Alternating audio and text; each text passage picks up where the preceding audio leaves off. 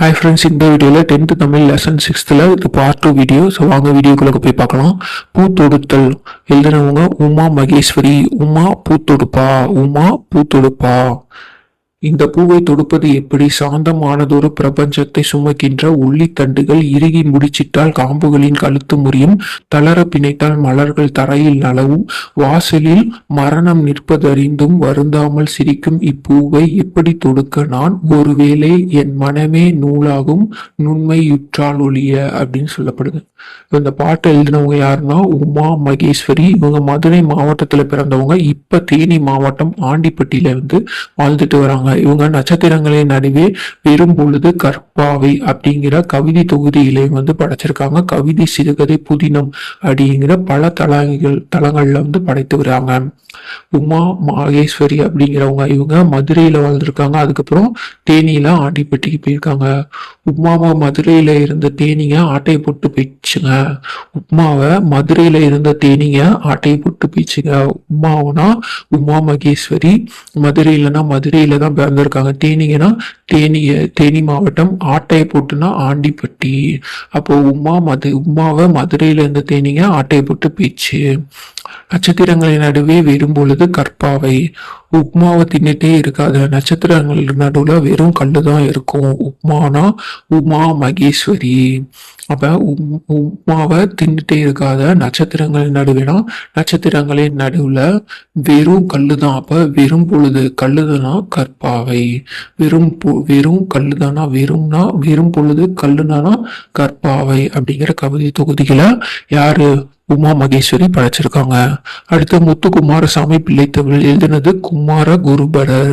முத்துக்குமாரசாமி பிள்ளைத்தமிழ் எழுதினது குருபரர். சதத்துடன் உள்ள பாடலில தான் உயிர்ப்பு அதிகம் இருக்கும். பாருங்க. செம்பொனடி சிறு கிண்கிண்ணியோடு சிலம்பு கலந்தாட, திருவரை அறை ஞானரை மணியோடு மொழி திகழறை வட்டமாட, பைம்பொன் நசும்பிய தொந்தியோடு சிறு பண்டி சரிந்தாட பட்ட, நுதற்பொலி பொட்டோடு வட்ட சுட்டி பதிந்தாட, கம்பிவிதம் பொதி குண்டல முங்குளை காது மசைமுந்தாட, கட்டிய சூழி முச்சி கதிர் முத்தொடு வளத்திரு மேனியும் ஆட, ஆடுக செங்கீரை ஆதி வைத்திய நாத புதி குகநாடுக செங்கீரை. குகநாடுக அப்படின்னா முருகரை குறிக்கிறது. செங்கீரை பருவம். பண்டினா வயிறு, அசிம்பினா ஒளி வீசுகிற, முச்சினா தலையுச்சி கொண்டை. பண்டினா வயிறு ஞாபகம் வச்சுக்கணும். அப்ப ஹிந்து பாத்தீங்கன்னா பன்னி மாதிரி வயிறை வளர்த்து வச்சிருப்பாரு பாரு. பன்னி மாதிரி வயிறை வளர்த்து வச்சிருக்க பாரு. முச்சி அப்படின்னா தலையுச்சி.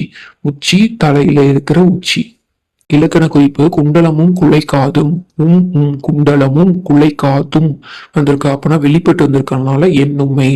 இதே மறைஞ்சது இருக்கனா உண்மை தொகை அப்படின்னா. ஆடுக அப்படின்னா வியங்கோள் வினைமுற்று. பதி இட்டு இந்த கூட்டல் கூட்டளவு பதி பகுதி சண்டி இந்துத்தான விகாரம் இத்திருந்த கால இடைநிலை வினைச்ச விகுதி.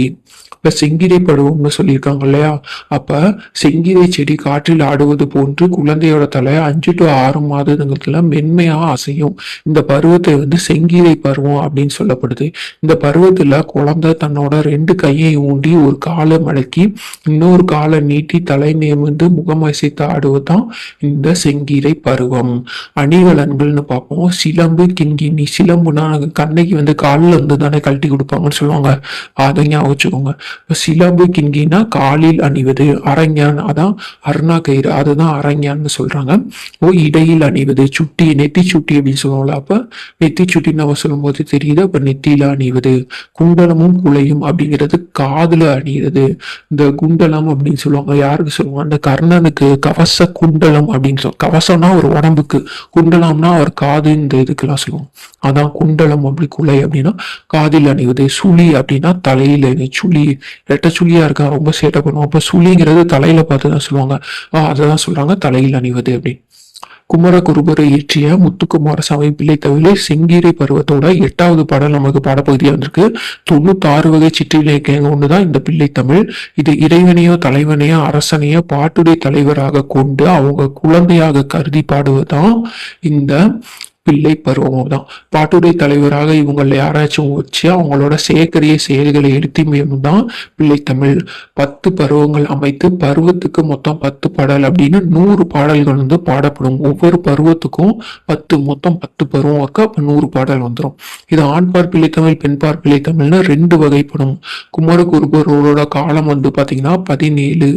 அப்ப குமார் ஒரு வாரமா காணோம், குமார ஒரு வாரமா காணோம். ஒருனா 1, வாரம்னா 7 நாள். அப்ப குமார ஒரு வாரமா காணோம்னா 17 ஆண்டு, 17ஆம் நூற்றாண்டு இவரோட காலம். குமரர் குருபர் பாத்தீங்கன்னா கந்தர் கலிவம்பா, மீனாட்சி அம்மை பிள்ளை தமிழ், மதுரை கலம்பகம், சகலகல வள்ளி மாலை, நீதிநெறி விளக்கம், திருவாரூர் மும்மணி கோவை, இந்த மாதிரி பல நூல்களை வந்து ஏற்றிருக்காரு. இது ஹிண்ட் பாத்தீங்கன்னா குமார் கந்தனுக்காக மீனாட்சி மதுரைக்கு போய் சகல நீதியும் மன்னிச்சுட்டா. குமார் கந்தனுக்காக மீனாட்சி மதுரைக்கு போய் சகல நீதியும் மன்னிச்சுட்டா. குமார்னா குமாரகுருபர், கந்தனுக்காகனா கந்தர் கலிவெம்மா, மீனாட்சி அப்படின்னா மீனாட்சி அம்மை பிள்ளை தமிழ், மதுரைக்குனா மதுரை கலம்பகம், சகல நீதினா சகலகல்ல வள்ளிமலை, நீதினா நீதி நெறி விளக்கம், மன்னிச்சிட்டானா மணிக்கோவை, திருவாரூர் மணிக்கோவை, அதான் மன்னிச்சிட்டா அப்படின்னு. ஸோ இந்த ஹிண்ட்டை நல்லா ஞாபகம் வச்சுக்கோங்க. இரு பாலருக்கும் பொதுவான அதான் பெண்பார் பிள்ளைத்தமிழ் ஆண்பார் பிள்ளைத்தமிழ் 2 வகையான பிள்ளைத்தமிழ் இருக்கு சொன்னாங்களா. ஸோ அதுல வந்து 2 பேர்த்துக்கும் பொதுவான பருவங்கள்னு பார்த்தீங்கன்னா 7 பருவம். அது என்னன்னா காப்பு செங்கீரை, தாழ்சாப்பாணி, முத்தம் வருகை, அம்புலி. ஆண்பாலா இருந்துச்சுன்னா கடைசி 3 பருவத்துல சிற்றில் சிறுபிறை சிறுதேர் சி அப்படிங்க வச்சுக்கோங்க ஆண்பால்னா. பெண்பால் பிள்ளைத்தமிழ்னா கடைசி 3 பருவம் கலங்கு அம்மானை ஊசல். எது கலங்கு அம்மானை ஊசல் வரும். அடுத்து கம்பராமாயணம் எழுதினது கம்பர். கம்பன் இசைத்த கவியெல்லாம் நான் பெருமை பாடினது யாரு? பாரதியாரு. யாரு? பாரதியாரு. அதான் சொன்ன கம்பன் இசைத்த கவியெல்லாம் சொன்னது யாரு? பாரதியாரு. இது பாலாகாட்டம் ஆற்றுப்படத்துல வருது. இந்த பாட்டு பார்த்துலாமா? தாகுது சோலை தோறும் சண்பக காடு தோறும் போதவிதழ் பொய்கை தோறும் புதுமண சடங்கு தோறும் மாதவிதி வேலி புக வனம் தோறும் வயல் தோறும் ஓதிய உடம்பு தோறும் உயிரென உலாய தன்றே அப்படின்னு சொல்லப்படும் இந்த பாடல். இந்த பாடலோட பொருள் பார்த்தீங்கன்னா மகரந்தம் சிந்துகின்ற சோலைகள், மரம் செறிந்த செண்பக காடுகள், அரும்புகள், அவிழ்தம் மலரும் பொய்கைகள், புதுமணல் தாடங்கள், குறுக்கத்தி கொடி வேலியுடைய கமுக தோட்டங்கள், கமுகம்னா பாக்கு, நெல் வயல்கள் இவை அனைத்திலும் பரவி பாய்கின்ற சராயு ஆறு. அது ஓர் உயிர் பல உடல்களில் ஊடுருவி உலாவுவது போல் பல இடங்கள்ல பாயுது. இந்த பாட்டுல எதை குறிப்பிட்டாங்கன்னா சராயு ஆறு. பாலகாண்டம் ஆற்றுப்படலம், அதெல்லாம் ஆற்றுப்படலம்னால சராயு ஆறு வந்து சொல்லியிருக்காங்க. அடுத்து பார்த்தீங்கன்னா இல்லை ஒவ்வொரு பாடலும் எழுதி அந்த பாடலோட பொருள்லாம் தந்திருப்பாங்க. ஸோ நம்ம ஒரு சில நம்மளுக்கு தேவையானதை மட்டும் எடுத்துக்கலாம். ஒரு தினம் இந்த பாடல்லாம் நீங்கள் வந்து வாசித்து பார்த்துக்கோங்க. கம்பர் ராமனது வரலாற்றை வழங்கி ராம அவதாரம் அப்படிங்கிற பெயர்ல தான் கம்ப ராமாயணத்தை எழுதியிருக்காரு. 6 ஆண்டங்கள்ல உடையது கம்பராமாயண பாடல்கள். சந்தனயம் விற்கது. கல்வியில் பெரியவர் கம்பர். கம்பன் வீட்டு கட்டுத்தறியும் கவி பாடும் அப்படிங்கிற முதுமொழிக்கு உரியவர் கம்பர். சோழ நாட்டு திருவழுந்தூரை வந்து சேர்ந்தவர் தான் இந்த கம்பர். இவரை திருவண்ணநல்லூர் சரையப்ப வள்ளல் அப்படிங்கிறவங்க ஆதரிச்சிருப்பாங்க. விருத்தம் என்னும் ஒன்பாவிற்கு உயர் கம்பன் அப்படின்னு புகழ பெற்றவர் இவர். சரஸ்வதி சரகுருபந்தாதி, திருக்கை விளக்கம், ஏறெழுபது, சிலை எழுபது, இந்த மாதிரி முதலே நூல்களை எழுதியிருக்காரு. அதுக்கடுத்து பாத்தீங்கன்னா பாய்ச்சல் எழுதினையாது கந்தசாமி. இதுவும் ஒரு டிராமா போல வரும். ஸோ அதை ஒரு நாடகம் போல வரும். வாசித்து பார்த்துக்கோங்க. ஸோ அடுத்து பார்க்கலாம். தக்கையின் மீது 4 கண்கள் அப்படிங்கிற சிறுகதை தொகுப்புல பாய்ச்சல் அப்படிங்கிற கதை இடம்பெற்றுள்ளது. அப்ப தக்கையின் மீது 4 கண்கள் தான் சிறுகதை நூலோட பேர் என்ன? தக்கை. அதுல ஒரு பகுதி தான் இந்த பாய்ச்சல்ங்கிற கதை. ஆசிரியர் வந்து கந்தசாமி. தக்க பாய்ச்சிடுச்சு கந்தா கந்தா கந்தசாமி, தக்க பாய்ச்சிடுச்சு கந்தா கந்தா கந்தசாமி. தக்கனா தக்கையின் மீது 4 கண்கள், பாய்ச்சிடுச்சுன்னா அதுல ஒரு கதை தான் பாய்ச்சல். கந்தா கந்தசாமினா எழுதின ஆசிரியர் கந்தசாமி. இவர் மயிலாடுதுறை நாகப்பட்டினம் மாவட்டத்தை சேர்ந்தவர். அப்ப கந்தனை பார்த்தா நாகமயில் ஆடுது. கந்தன் முருகருக்கு வந்து மயில தான் வருவார் இல்லையா, அதை நல்லா ஞாபகம் வச்சுக்கோங்க. அப்ப கந்தசாமினா மயிலாடுதுறை நாகப்பட்டினம் மாவட்டத்தை சேர்ந்தவர். இவர் எழுதிய சாயாவனம் அப்படிங்கிற புதினத்தால எழுத்துலகில வந்து புகழ் பெற்றவர். சாயாவனங்கிற புதினத்தினால எழுத்தொகையில் புகழ் பெற்றவர். சாயாது புதினா கந்தன் கிட்ட, சாயாது புதினா கந்தன் கிட்ட, சாயாதுன்னா சாயாவனம், புதினானா புதினம், அது ஒரு புதினம், கந்தன் கிட்டனா கந்தசாமி எழுதியிருக்காரு. அடுத்து விசாரணை கம்சன் அப்படிங்கிற புதினத்துக்காகவே சாகித்ய அகாதமி அப்படிங்கிற பரிசு பெற்றிருக்காரு. இப்ப விசாரணை பண்ணியே சாகடிச்சுட்டான் கந்தன், விசாரணை பண்ணியே சாகடிச்சிருக்காங்க. அப்ப விசாரணை கமிஷன் பண்ணி சாகடிச்சுட்டானா சாகித்ய அகாதமி பெற்றதுதான் இந்த விசாரணை கமிஷன். கந்தன்னா கந்தசாமி எழுதினது.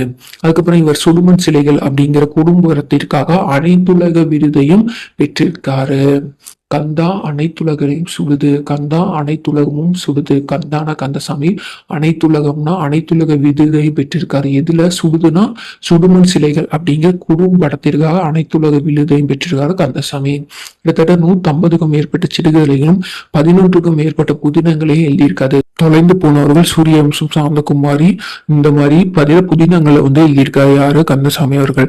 ஹிண்ட் பார்த்துலாம், தொலைஞ்சு போன புதினாவை எடுத்து சாந்தமாகணும் தான் சூர்யா கிட்ட கந்தன் கொடுத்தான். தொலைஞ்சு போன அப்படின்னா தொலைந்து போனவர்கள், புதினானா இதெல்லாம் புதினங்கள். அதுக்கப்புறம் சாந்தமாகட்டும்னா சாந்தகுமாரி, சூர்யா கிட்ட கந்தன்னா சூரிய வம்சம், கந்தன்னா கந்தசாமி எழுதியிருக்காரு. ஸோ இந்த ஒரு ஹிண்ட்டை கொஞ்சம் ஞாபகம் வச்சுக்கோங்க, முன்ன பின்ன மாத்திரும், கொஞ்சம் கரெக்டா பார்த்து சூஸ் பண்ணிக்கோங்க. ஓங்கி இரும்பரப்பின் வங்க ஈட்டத்து தொண்டியூர், இது சிலப்பதிகாரம் ஊர்கான் காதையில வருது.